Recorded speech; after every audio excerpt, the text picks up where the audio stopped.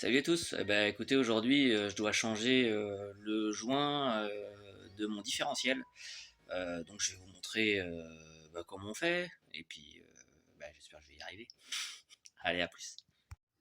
Voilà, donc l'idée, là on est sous la voiture, là il y a le pont arrière donc, et l'idée c'est de changer le joint qui se trouve derrière le yoke en fait qui est là, donc on va désaccoupler l'arbre de transmission, ensuite on va sortir le yoke, et on aura accès normalement au joint qu'on pourra remplacer gentiment.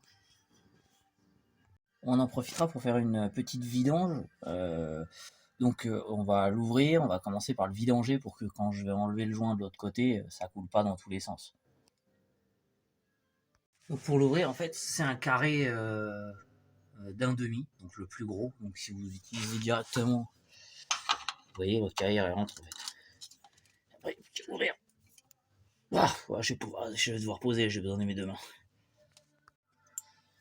Voilà.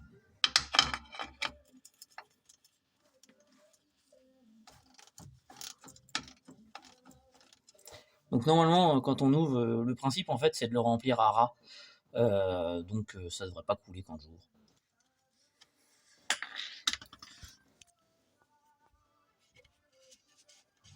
Donc là, pas beaucoup si ça coule. Voilà. Donc là, normalement, je vais en avoir juste à ras, si j'ai à peu près le truc, tu vois. Voilà. Je le fais en face. Juste à ras, tu vois. Juste à ras. Donc, faut savoir que je l'ai fait l'année dernière, donc lui, il est quasi neuve. Même pas l'année dernière, je l'ai fait il y a quoi, 8 mois. J'ai dû faire 2000 km depuis. Donc voilà, on va le vider avec une seringue. Donc le principe est un peu plus simple, hein. Une seringue à huile, on la fout dedans et on aspire tout ce qu'il y a jusqu'au fond. Sachant que si vous faites la vidange de votre pont, ça contient 2 litres si vous en mettez pour un pont 8 pouces. Et on met de l'huile. Alors moi j'ai pas un autobloquant, j'ai un différentiel, j'ai le pont basique, donc de la 75W90 pour le pont standard, ça fonctionne. Si vous avez un pont autobloquant, je crois qu'il faut un additif en plus, donc faut pas mettre la même chose. Voilà, j'en ai enlevé environ 1 litre. Il n'y a pas besoin de le vider entièrement. Le tout, c'est de descendre en dessous le point bas du joint de l'autre côté, histoire d'être sûr que ça en fout pas partout, quoi. Donc ensuite, on va enlever ces deux boulons-là et les deux du dessus pour désaccoupler l'arbre de transmission du yoke. Ok? Je suis bien en face, mais c'est pas grave. Voilà, allez, on y va. Ah, ça peut faire un peu tourner la transmission. Des fois, il faut bloquer les roues si c'est un peu fort.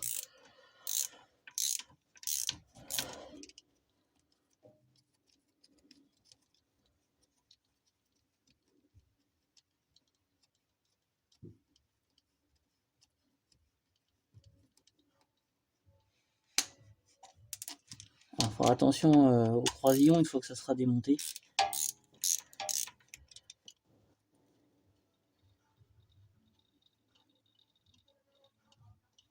Oh, voilà, l'idée c'est de sortir. Ensuite, on sortira ça, vous voyez, hein, de chaque côté. Donc, il faut faire pareil en haut et en bas pour pouvoir sortir l'arbre de transmission. Voilà, j'ai démonté. On va faire une petite marque juste pour se souvenir comment est le yoke par rapport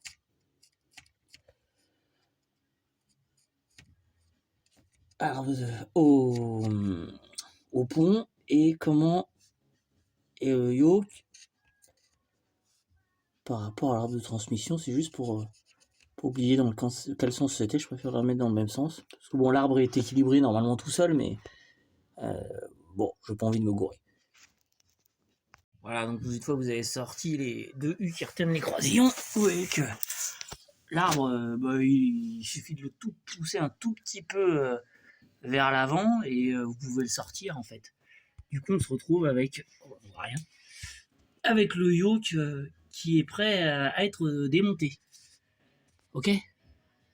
Bon, et alors là, donc, c'est là qu'il va falloir faire très attention.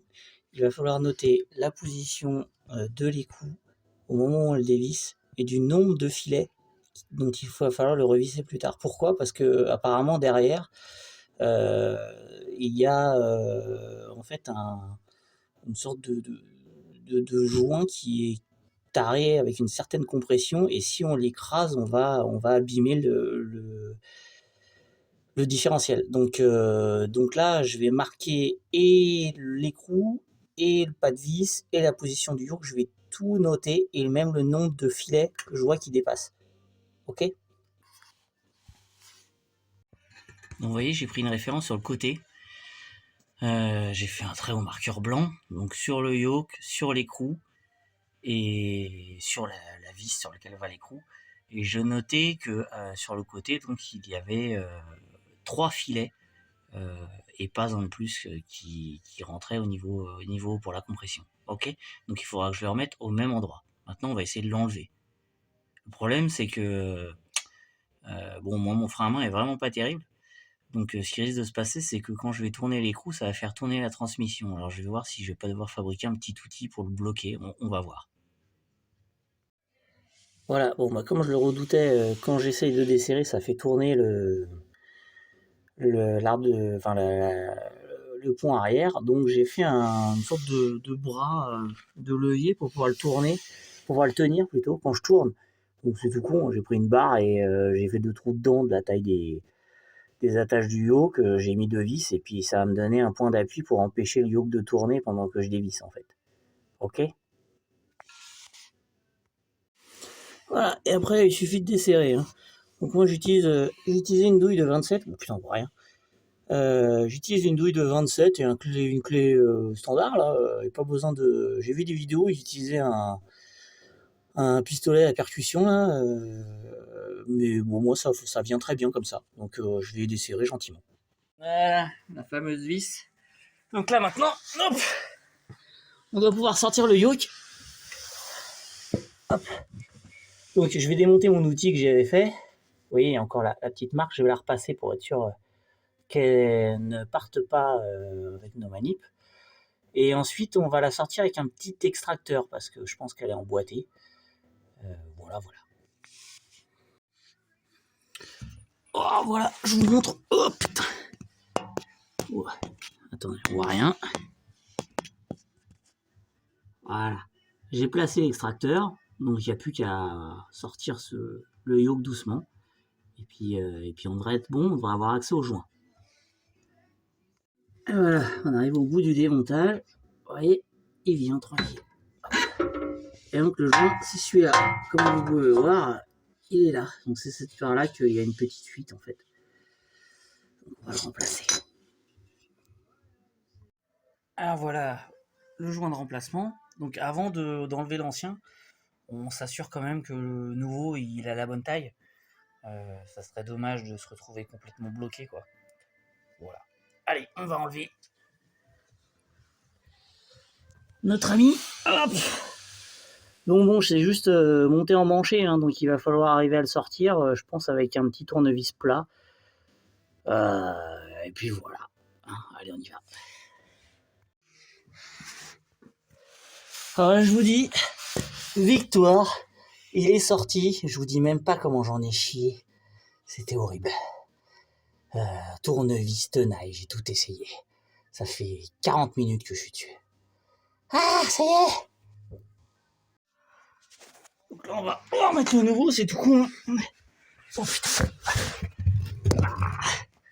Donc, c'est juste en manche conique, hein. Donc on fait du propre. Attends, vous devez rien voir là, en fait. Voilà. C'est juste en manche conique. Donc là, c'est un peu dégueulasse ce que je fais.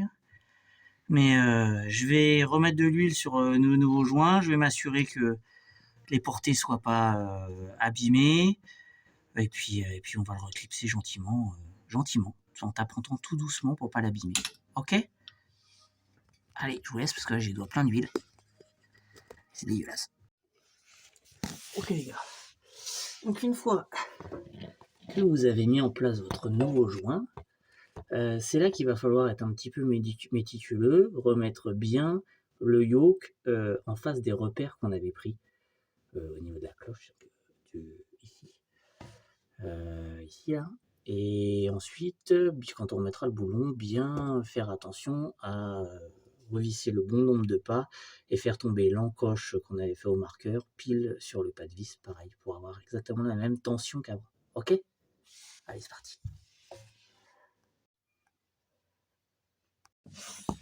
Voilà les copains, j'ai replacé le yoke. Donc comme vous pouvez voir, j'ai aligné l'encoche que j'avais fait ici. J'en avais fait une en dessous aussi. Ici, j'ai l'encoche que j'avais fait ici. Donc normalement, je l'ai remis exactement comme il était avant. Donc maintenant, je vais remettre le boulon du yoke. Et si vous vous souvenez, je l'avais placé ici et il y avait, on voyait donc 2 filets complets et on a voyé l'arrivée du 3e filet. Donc le but, c'est de remettre le même nombre de filets. Pour ça, il va falloir que je remette ma petite cale que j'ai fabriquée avec un bras là. Et puis en théorie, ça devrait le faire. Voilà, donc là, j'ai remis mon outil, j'ai remis le gros écrou, le trait est là-haut, donc il va falloir que je le visse encore plus, hein, là vous voyez il est à peine pris, donc je vais y aller à la clé et surtout bien respecter le nombre de tours pour pas serrer trop fort ou pas assez fort, ok? Et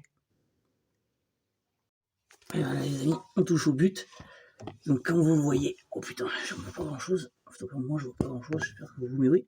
J'ai aligné le repère du boulon avec le repère que j'avais mis sur le yoke, qui lui-même aligné avec le repère que j'avais mis ici. Ça va un tout petit poil bouger, mais c'est rien. Un peu j'ai transversal. Ce qu'il faut, c'est qu'il n'y ait pas de jeu dans ce sens-là. Vous voyez. Et j'ai remis exactement le même nombre de filets, donc la naissance du 3e filet que je vois à nouveau ici. Donc normalement, il est resserré exactement comme il était avant qu'on démonte. Donc à partir de là, on va pouvoir remettre la transmission.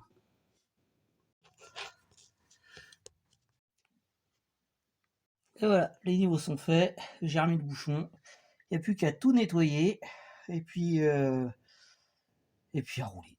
Allez, à plus.